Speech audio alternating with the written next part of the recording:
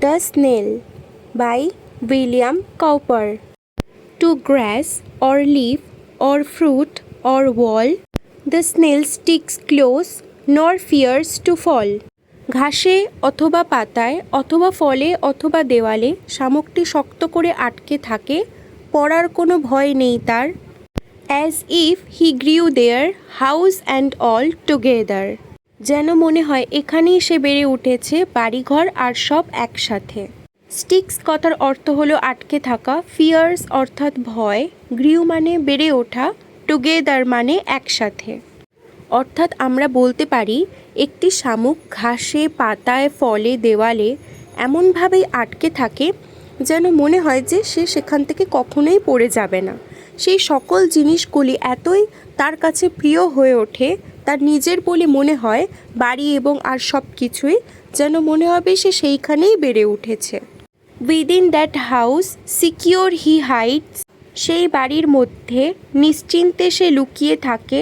when danger imminent betides of storm or other harm besides of weather, অর্থাৎ যখন বিপদ আসন্ন ঝড়ের কারণে অথবা অন্য কোনো ক্ষয়ক্ষতি আবহাওয়ার জন্য। এখানে সিকিওর কথার অর্থ নিশ্চিন্ত, হাইডস মানে লুকিয়ে থাকা, ইমিনেন্ট মানে আসন্ন অর্থাৎ অনিবার্য, যা হবেই।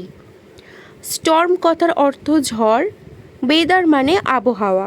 পুরোটার মানে যদি দেখি তবে সেই ঘরটি যে ঘরটিতে সে সবথেকে নিজেকে নিশ্চিন্ত বোধ করে, সেখানে সে লুকিয়ে থাকে। যখনই কোনো বিপদ আসে, হতে পারে সেটা ঝড়ের কারণে অথবা অন্য কোনো আবহাওয়ার কারণে, সে সেই জায়গাটিকে, সেই ঘরটিকে সবথেকে সেফেস্ট প্লেস বলে মনে করে এবং সেখানে সে নিজেকে লুকিয়ে রাখে। Give but his horns the slightest touch, his self-collecting power is such, he shrinks into his house with much displeasure. তার সুরে অতি সামান্য স্পর্শ করা হলেই তার নিজেকে সংযত করার ক্ষমতা এতটাই বেশি যে সে নিজেকে গুটিয়ে নেয় সেই ঘরে বিরক্তির সাথে। এখানে স্লাইটেস্ট কথার অর্থ হলো অতি সামান্য, টাচ মানে স্পর্শ, সেলফ কালেক্টিং পাওয়ার অর্থাৎ নিজেকে সংযত করার ক্ষমতা, শ্রিংস মানে গুটিয়ে যাওয়া, ডিসপ্লেজার মানে বিরক্তির সাথে। এই স্ট্যান্সার মাধ্যমে কবি বোঝাতে চেয়েছেন যে শামুক খুবই স্পর্শকাতর হয়ে থাকে। কেউ যদি তাকে সামান্য তার সুরে স্পর্শ করে তবে সে নিজেকে গুটিয়ে নেয় সেই ঘরটায়, যে ঘরটা কিনা তার কাছে খুবই প্রিয়, যেখানে সে বেড়ে উঠেছে।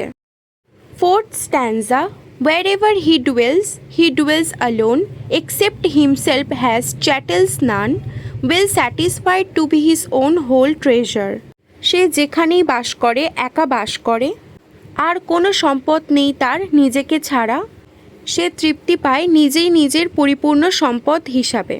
এখানে ডুয়েলস কথার অর্থ হলো বাস করা, এক্সেপ্ট হিমসেলফ মানে নিজেকে ছাড়া, চ্যাটেলস কথার অর্থ যা কিছুই সব নিজের, স্যাটিসফাইড অর্থাৎ সন্তুষ্টি, হোল ট্রেজার মানে পরিপূর্ণ সম্পদ। অর্থাৎ একটি শামুক যেখানেই বাস করে সে একা বাস করতে পছন্দ করে, সে একা থাকতে পছন্দ করে এবং এখানে কবি শামুকটিকে সম্পদের সঙ্গে তুলনা করেছেন। অর্থাৎ শামুকটি অন্য কোনো কিছু নিয়ে মাথা ঘামায় না, সে নিজেকেই পরিপূর্ণ সম্পদ হিসাবে মনে করে এবং যেখানেই থাকে সেটাকে নিজের বলে মনে করে, নিজেকে নিয়েই সে ব্যস্ত। Next, does hermit like his life he leads, nor partner of his banquet needs, and if he meets one, only feeds the faster. এভাবে সাধুর মতো সে তার জীবন কাটায়, ভোজের জন্য তার কোনো সঙ্গীর প্রয়োজন হয় না, আর যদি কারোর সঙ্গে তার দেখা হয় তখন আরও দ্রুত গতিতে সে খেতে থাকে। দাস মানে এইভাবেই, হারমিট লাইক মানে সাধু বা সন্ন্যাসীর মতো, হিজ লাইফ হি লিডস মানে সে তার জীবন কাটায়, নর পার্টনার মানে কোনো সঙ্গীর তার দরকার পড়ে না, ব্যাঙ্কোয়েট মানে হচ্ছে ভোজ, হি মিটস ওয়ান যদি তার কারোর সঙ্গে দেখা হয়, দ্য ফাস্টার অর্থাৎ দ্রুত গতিতে। পুরো স্ট্যান্সাটার মানে যদি একসাথে করা যায় তবে একটি শামুক সাধু বা সন্ন্যাসীর মতো জীবন কাটায়। আমরা আগেই দেখেছি যে সে যেখানেই থাকে একা থাকে, ঠিক তেমনভাবেই সে তার ভোজও একা খেতেই পছন্দ করে। যদিও কখনো কোনো তার সঙ্গীর সঙ্গে দেখা হয়েও যায় তবে সে আরও দ্রুত গতিতে খেতে থাকে, কারণ সে তার ভোজ শেয়ার করতে পছন্দ করে না। And the last stanza, who seeks him must be worse than blind. He and his house are so combined. If finding it he fails to find its master. অর্থাৎ যে তাকে চাইবে সে অন্ধের চেয়েও কম। সে এবং তার বাড়ি এতটাই সংযুক্ত যে সেটি দেখতে পেয়েও সে তার মালিককে খুঁজে পায় না।